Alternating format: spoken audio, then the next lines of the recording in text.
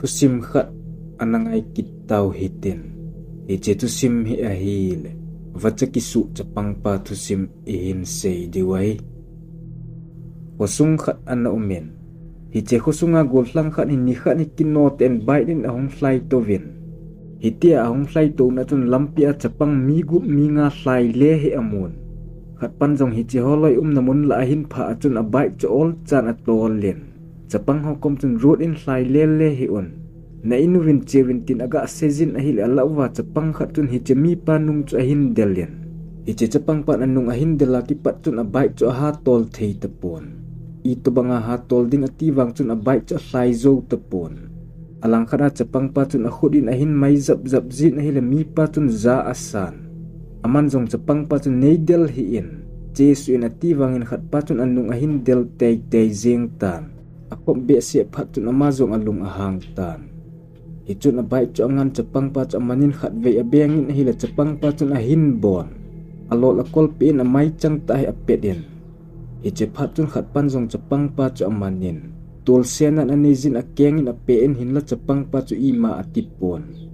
Alang khara capang pa loy hotun hoilam asuuham avet kit parin koima ana tepon. Hiche capang pa chan cho khat panzong avet le dik thei asapon. Hize tun kinotin adahlatan. Hinla capang pa tun anung ahin del kidin chom khat zohin amit muten vaca akisuin. Achungin aleng len abang le ahin bozin. Hiche pat wang hin khat pa zong akichabe sen zot na ding zong ahet hei tepon. Hiti tun mun khat ahin akinga dentan. Hiche vaca tun mi pa cho avel le len akhomu asu boy pein. Azie cho amai la ahin bozin. Hize tun amapa achat lo thei tepon. Aman zong alo na zie het lo hil pat tun mola zep hla ding atin. Mol akilain a zep zin hin la vaca cho zep khathei him pon. Hitia vaca boy pina tun het man lovin ni hla lam anageitan. Hiche ni khohin koima achile awa le a umpon. Khosung cha thip chedin. Hiche khosai highway na ho ahin ama thil tu na chu highway ga alut na khosung lambom ta ahin. Hiche chung chu na chu lambom hi kai hlang khat zong ahin. Dukan zong tam ta a umin. Dukan ho zong aki hongin hinlam mihem koima a umpon. Hitia longdong ta lai chun kar khat hi hat thimin ahong ki tolin. Khosung lam chun aslai suin hinla hiche kar chu.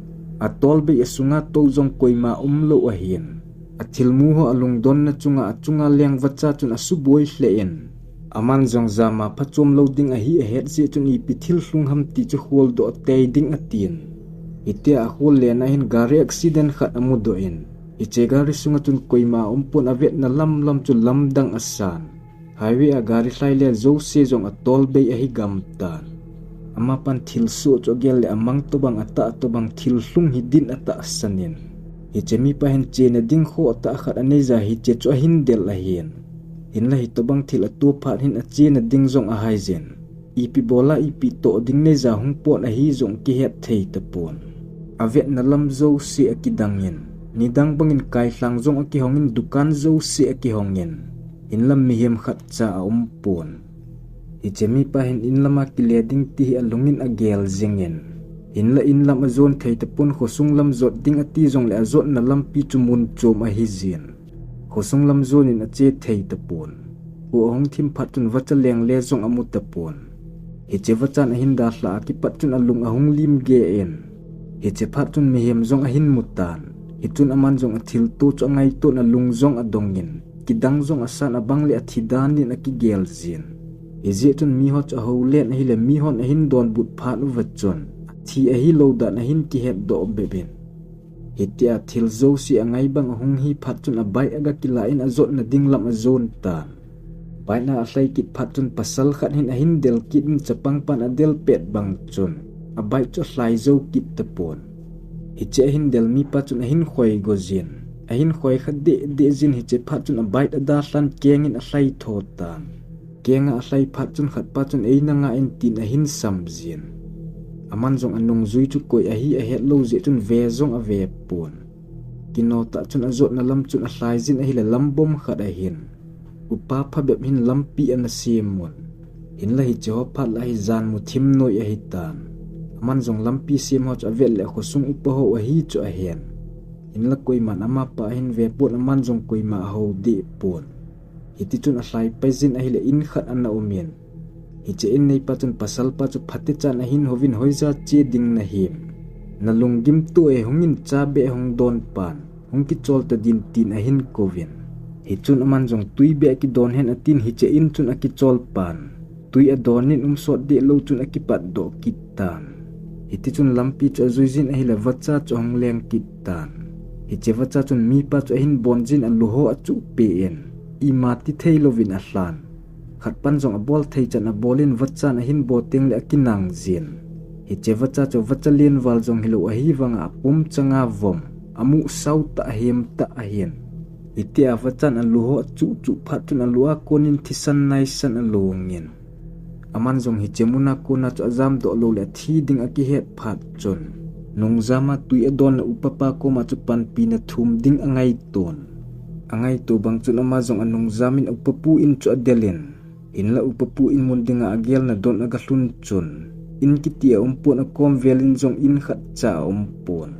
Ahong na lampi a hlai su ding ati jong le lampi a tapon. A na mun chu kol chung to bangin a hen. Iche jong chu kal khat a se be jong le kola ki le hla jeng dingin a tan. Ito bang lungdon ta thil a tu phat chun alung amo in.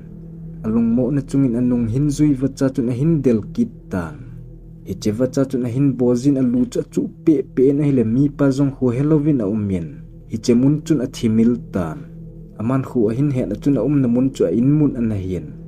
Hu a hin he na chun a in mun a hi wang chun a inu hidin a ta san pon. Ako ma boy pi ho jong chu sot ta aven.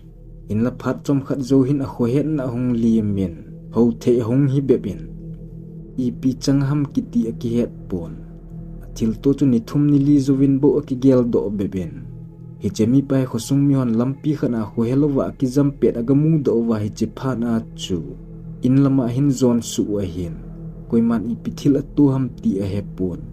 Aman anung sanga all hin ki gel do ana sei na ko na hong ki he do beb a hin. Hi cheni kho a thil to cha lung gel mai ham. Ata be ham ti wang ama zengin zong an he them thei po na hi.